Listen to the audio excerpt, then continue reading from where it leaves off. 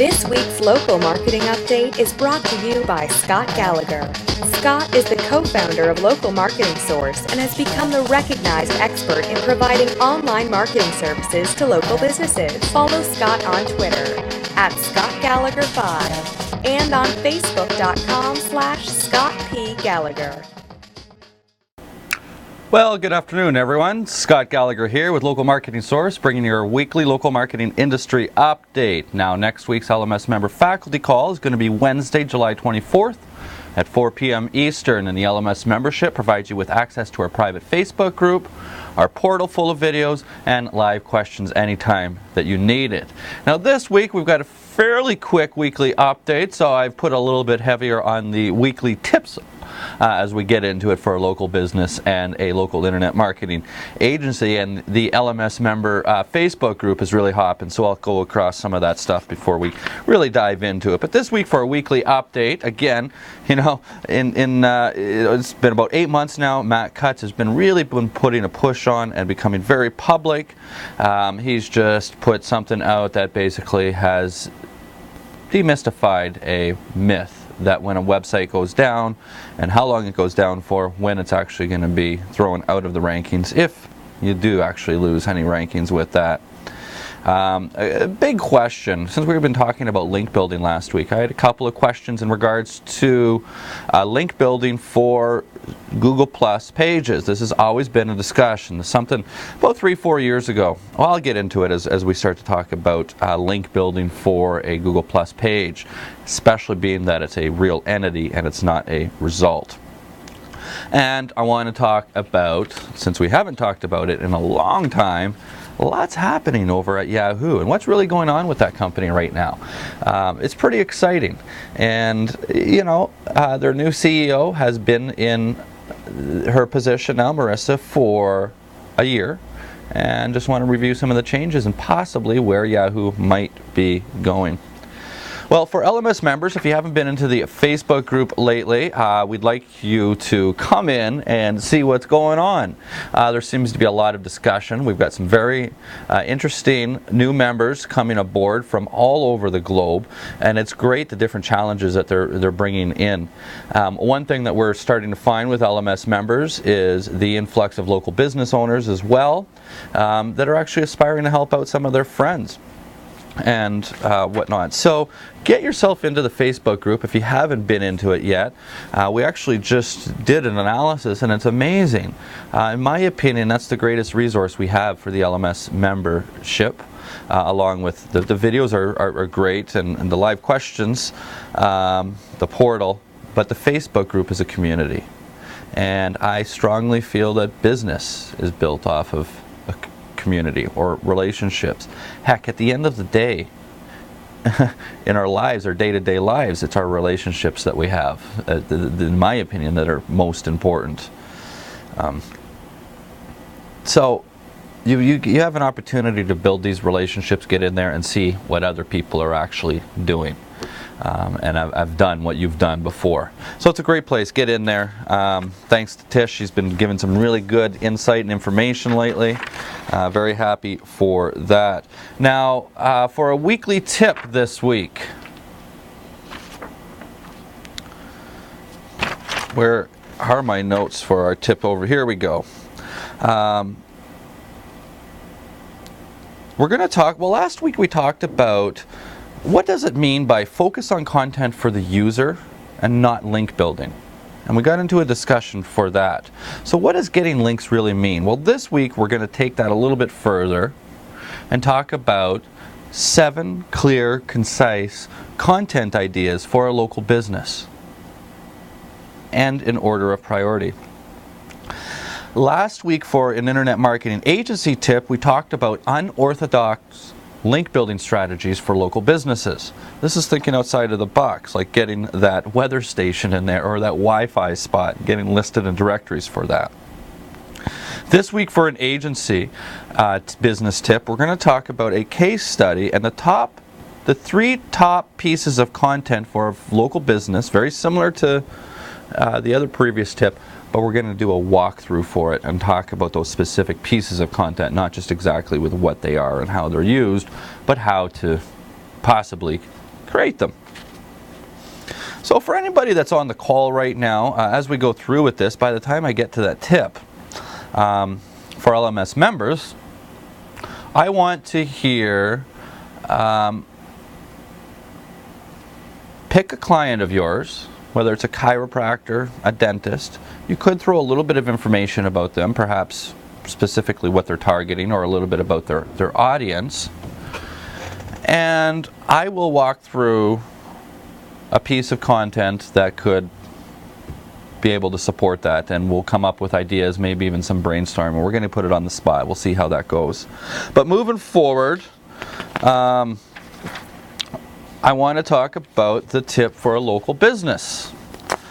And remember, when we talk about content, we mean written content, visual content, or video content. Visual being in the form of a graphic, essentially. We've got different options, like art. You've got an infinite canvas and a number of canvases to work off of to create all this different type of art.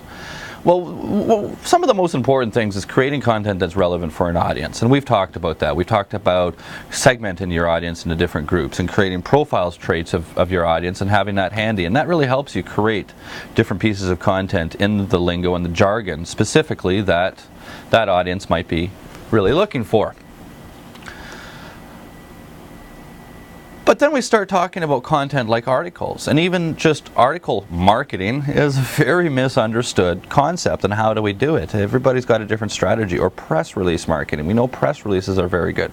We've talked about different things for press releases, and for example, last week we discussed that press releases, typically for a local business, you should be able to publish 4 per annum. That's 1 every quarter of very newsworthy content. You don't want to be publishing more than 1 a month.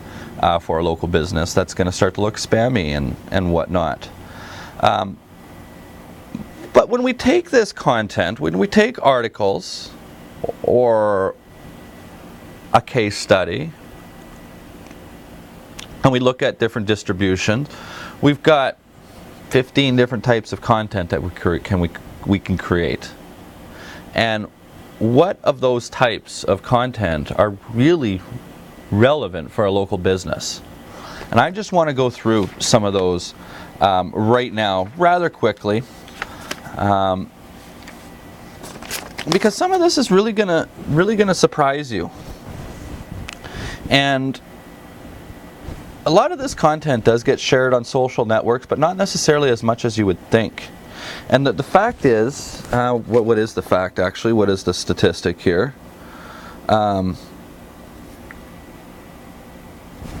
More people are sharing. 93% of people that share, 93% of those that share content are sharing through email, where 81% of those people that share are sharing through social networks.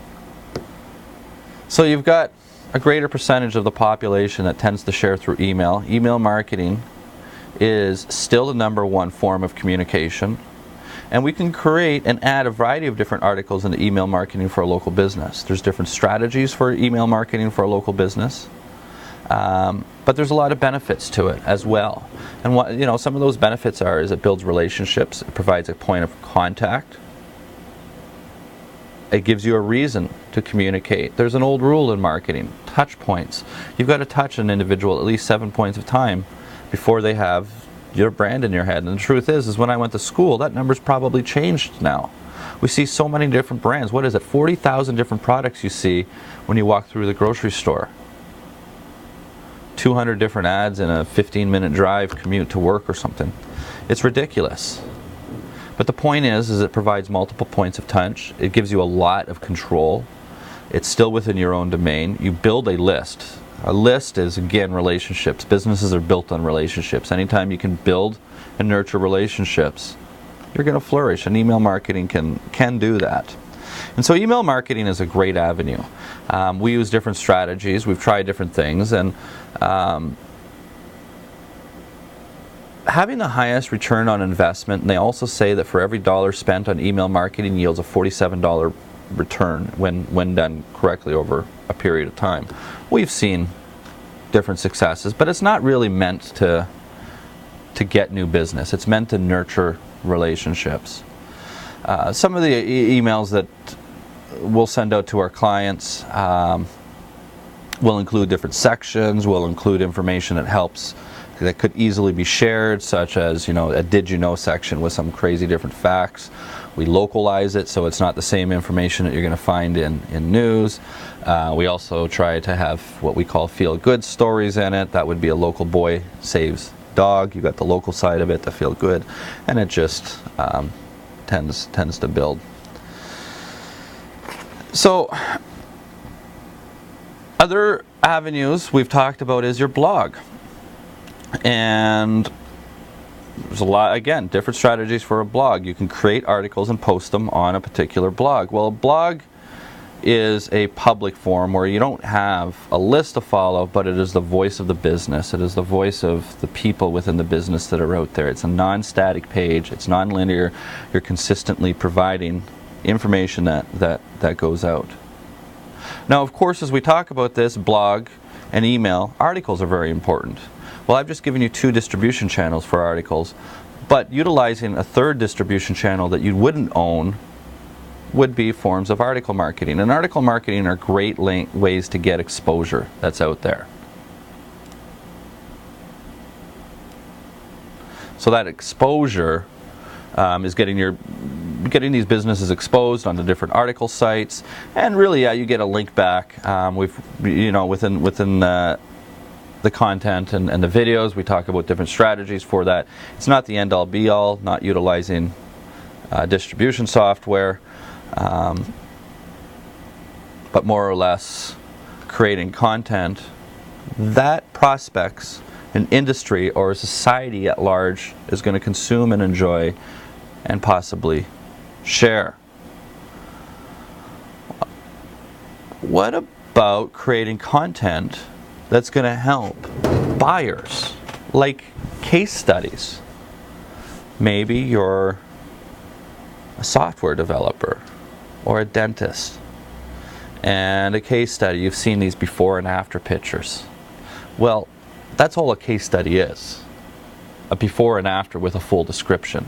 And you can get very thorough, looking at the situation before the individual walked in, the pains that they felt, the embarrassment that they may have felt in public, all the different aspects that create pain is what you want to establish in the before. That creates pain in the buyer, just like in the SEO sales trail that we follow, or sales cycles, or business to business sales. You want to create a need, create a development. You create that pain, you agitate that pain. And in the after is going to be the relief for that. Well, now that I got my teeth whitened, people are smiling at me more, I'm feeling adorable, blah, blah, blah, blah, blah, blah. Here's my picture, here's my name. And of course, the dentist has all permission to do this. You can create a case study for a whole variety of different businesses. And case studies are very effective forms of content. Similar to a case study, but in the back end, in the operational side, would be something called white papers. Well, what are those? What are white papers?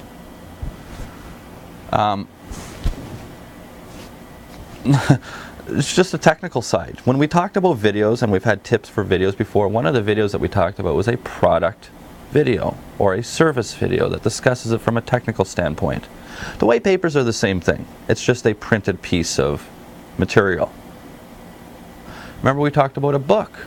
You can take these articles and contents and put it into a book. Go to Amazon, createspace.com. For about $2 for 100 pages, you get a fully printed professional book with an ISBN number. Great piece of content. Well, just as a quick review, you've got white papers, case studies, newsletters, blogs, articles. You get different video type to be able to create this content, and of course having your audience in mind. Now for a weekly update, this week, as I was mentioning, we had a fairly quiet week. But Matt Cutts came out with something else, and this is just debunking a myth that we've always had some concern about. We see our websites, they go up and down sometimes. Sometimes there'll be an algorithmic change. Sometimes we'll make a change on the page. Sometimes there may be a few spammy links that exist, and an algorithm is going to propagate one night, and the next day your rankings drop significantly, and then a week later or a few days later the rankings come back. I never get concerned about my rankings being down unless it's more than 7 to 14 days, probably. Because they do fluctuate, they do go up and down, and that's perfectly normal. And watching that and seeing these things go up and down, it really got to give us some indication as to what's really going on in Google and what they have in their best interest. And so when we go and change content, sometimes we do get re-indexed. And sometimes we do lose ranking based off of that new crawl, not based off of an algorithm change. Because our content may not be as relevant. But what if there is no content that's there when Google comes to crawl us? They come and crawl us every day, some cases, multiple times a day in some cases. Sometimes it's every week. But what if Google comes to crawl your site and it doesn't get any content? Or what if your website goes down? What if you get hit with a WordPress malware and it takes you 48 hours to take care of it?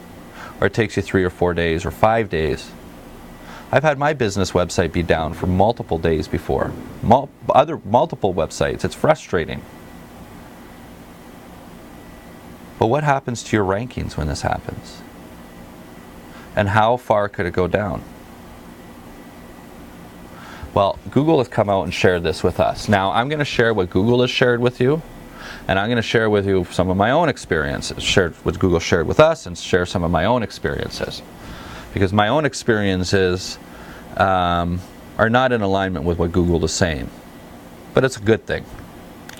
So Google has come out and said, if your site's down for 24 hours, don't worry about it. You're going to be fine. There's going to be no problems. But a site that goes on for a little bit longer, like 48 hours or more, you could see penalties as severe as being delisted from Google. So Google says, if you're down for 2 days or more, you could be delisted. Not only lose rankings, delisted. It's a major deal. That's a heck of a punishment for a crime that you may or may not be guilty for. Now, the reason is rather obvious. Why would Google want to send you to a particular site and you get re-indexed, and sometimes it's going to take long to get re-indexed and re-included and back up there. So all efforts, it should be very severe to you. It should be a very severe incident when a website goes down. And at all costs, you should try to get that back up within 24 hours. Now, I share some of my own experiences. I could take my own personal site, for example, and I've got 7 or 8 different emails and multiple accounts at different registrars, and I get a lot of different spam, and sometimes email comes in from, in this case, GoDaddy, that just appeared to be spam for me. And one of my domains, I must own probably 50 or 60. I'm not a big domain collector, but one of my domains was set to expire. And that happened to be a domain that I had a website on. It was my own personal blog and personal websites. And the domain and hosting expired because my credit card had expired and I hadn't reviewed the emails. So it was a big deal. Well, once all this went, all the files were gone. I had to pay extra money for GoDaddy to go and find them, to rebuild it and whatnot, and it took 4 days to do this. Add on one more day because there was some internal work. My site was down for 5 days. I didn't lose rankings. I didn't get delisted. We've seen other sites, you know, sometimes in the past you see a problem. I remember once coming in, there was an email at 7 o'clock at night. Somebody had made a mistake on a Friday night on their site. Well, we never got the email until Monday. Fixed it by Monday night. But, you know, you're looking at 72 to 96 hours and the sites were fine. So don't fret it. Next one, should you do some link building to your Google Plus page for local? Well, when it was Google Places, things were a little bit different because your Places page wasn't a real page. It was just a search result. Now, we, at one point in time, see, it was April 6, 2009 when local came out in Google. And right then and there, we argued to fire links at it. And we definitely found results, but that algorithm update, there was an algorithm update that ultimately devalued links that were going to results pages, and a lot of argument that it may have not even supported or helped the ranking in the first place. But then when Google Plus came out and we started to have these Google Plus pages, they became real pages with a real URL, and they were no longer a search result URL. They were a real static page on the internet. And the question became, well, how come some Google Plus page accounts have different PR ratings than other Google Plus pages? And what if we fire links to these pages? Is it going to increase the page rank? The long answer is no, it doesn't. But the short answer is we've got to think about relevancy. Sorry, the short answer is no. I'm getting all that confused, aren't I? I'm trying to think ahead here. Because relevancy for link building to your Google Plus page would be where those links are actually associated, whether it be, say, on your Chamber of Commerce page. I would recommend having that. I would recommend exposing your Google Plus page in many different areas and give every opportunity for people to interact with it and leave reviews. That's a very big social factor. So where you're going to have your Google Plus page exposed, again, talking about authoritative links, there's strong argument in the SEO community for local businesses that we can get a handful of 12, 15, 20 different exposure points for our Google Plus page. But anything beyond that is going to look spammy, and then you're going to get your links devalued. A local business really has no need to be exposed in 1,500 different places.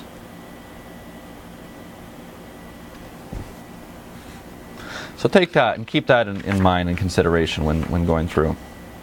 And finally, the last thing before we get into the local internet marketing agency tip this week is a discussion about Yahoo.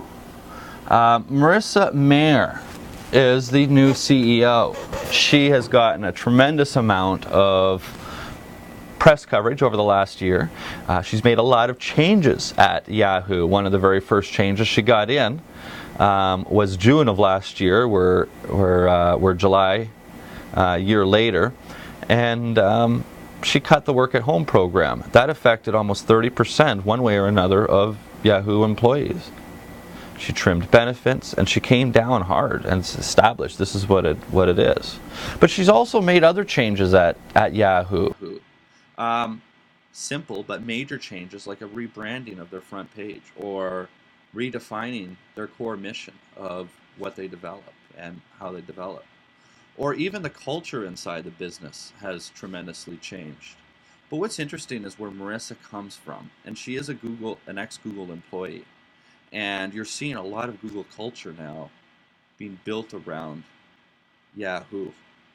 And one of those things, one of those aspects of culture found at Yahoo is acquisition, business acquisition. And Yahoo in the last year has made more business acquisitions than any of the major internet players out there today. They've purchased 16 different startups. Now, what's even more interesting of buying these 16 startups within a year, there was a couple of times that they announced 2 mergers or 2 M&As in a day. But of those 16 startups, only 3 of those businesses still exist today. Think about that. A year ago, 16 businesses existed. Yahoo buys them. 1 year later, only 3 of the 16 still exist. What? It's a simple answer, and it's not a bad answer either. Yahoo's shutting them down. They're shutting all the companies down. This is talent acquisition. And this is a strategy that Marissa has brought into the business to bring in talented people that are working for small startups. Now, all these startups are all centered around mobile. They're building a mobile culture. Yahoo is a mobile company, is a mobile search engine. And this raises the question in my eyes, as I started to think and started to read about what's going on inside her head, is how different is mobile search versus desktop search? Because if Yahoo feels that they can come in and capitalize and steal some market from a very large incumbent today, in a very different market with a different focus, what's the different aspects of it? Well, when you think about some of this for a little bit, what's the difference between a tablet and a PC? You know, my business partner was up and he said one of the biggest frustrations he's got about his new laptop, his new Apple laptop, is he can't run tablet apps on it. Well, computers have programs, tablets have apps. Right from the get-go, the whole branding aspect of the differentiation of the two was prevalent. And when we see these apps on these phones, we're no longer going to facebook.com through an internet browser. We're going to the Facebook app. We're not going to weather.com. We're going to the weather app. We're going to all these different apps. And we're creating favorite apps. Even though there's 250,000 apps that existed out there, we're still creating apps. Just give me 1 second here.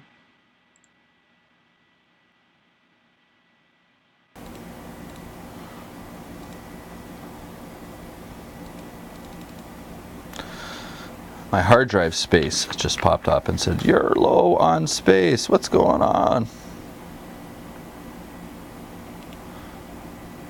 I think I know why. I have a solid state hard drive in my Mac, and when I bought my Mac a year and a half ago, you can only get 120 gig solid state. Well, now they're coming out with 512 solid state, so it's time to get some hard drive space.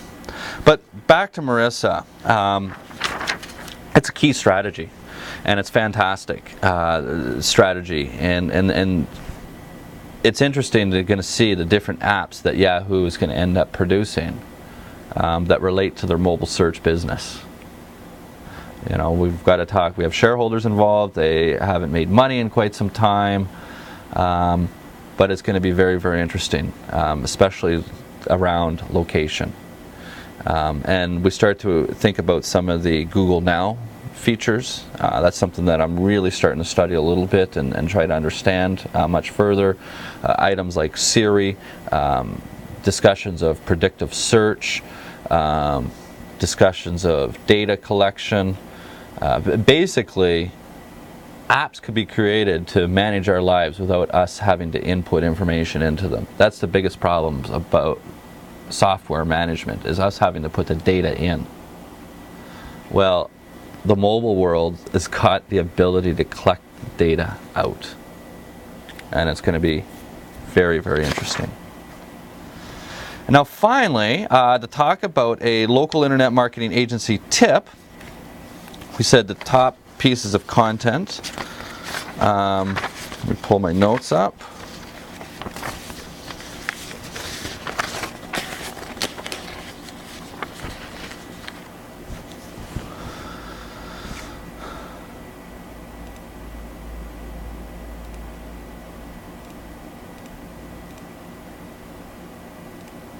Let's see if there's any chat going on. No, we don't have any chat. Nobody wants to talk to me on the call today, guys.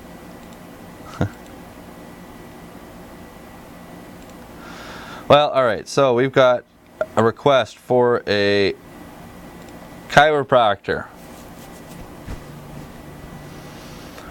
As I had mentioned,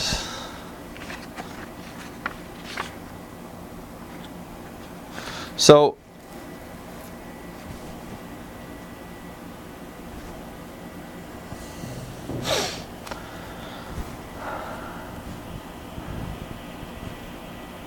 I really like case studies a lot for businesses that help people. And chiropractors ultimately help people in different ways. Chiropractors actually change people's lives. I mean, if my chiropractor asked me to do a case study, as a matter of fact, we created a case study specifically for a chiropractor because it changed our lives so significantly. It was for my son, and it was before my son was born, and my son was transverse in his mom's belly. And the medical world basically is going to say that you've got to do an external version, which I understand is more painful than labor in the first place, or a C-section. But there was no mention of a chiropractic technique. Fortunately, we caught education of a chiropractic technique, went to the chiropractor. The chiropractor was stunned that we provided this information. He'd only performed the adjustment on 3 other patients in his entire 20-year career. So, needless to say, we were all skeptical. Well, after 3 adjustments, the baby stayed head down. But after the first adjustment, within minutes, the baby had turned down. And of course, the pelvic region was still constricted a little bit, and the baby turned back up.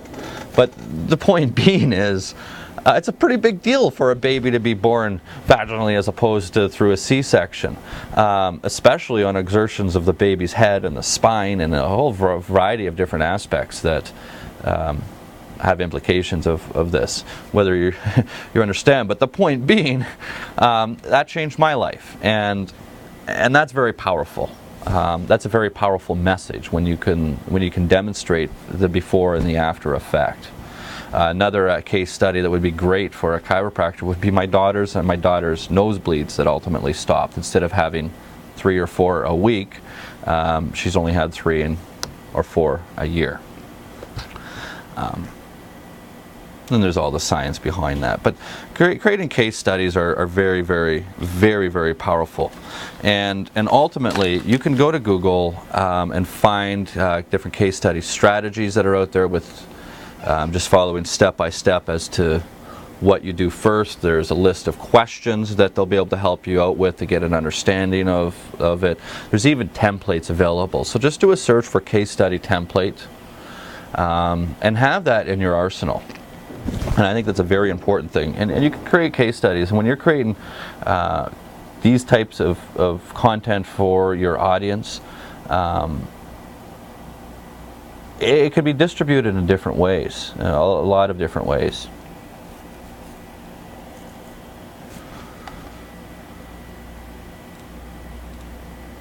Do we have any more that's up here? Any more? Anybody want to talk about one of their clients? Type of business you might have?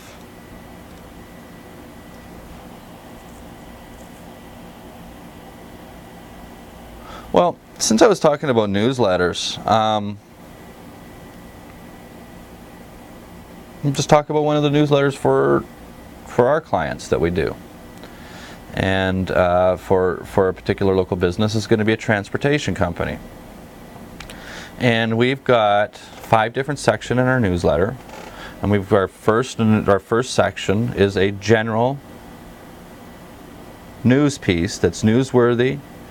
It's a popular piece that's out there. It's fairly relevant, and try to get it somewhat industry specific. The next piece of content that we create is, well, as I mentioned, a feel-good story. And the third piece being some sort of local aspect or a local spin.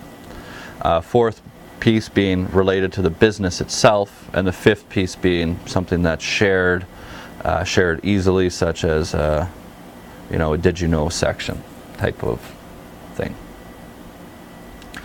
For those LMS members, you could follow that formula. There is an email marketing video. It is a service that we do recommend that you implement. It's fairly easy to continue to implement, and it's a decent revenue source.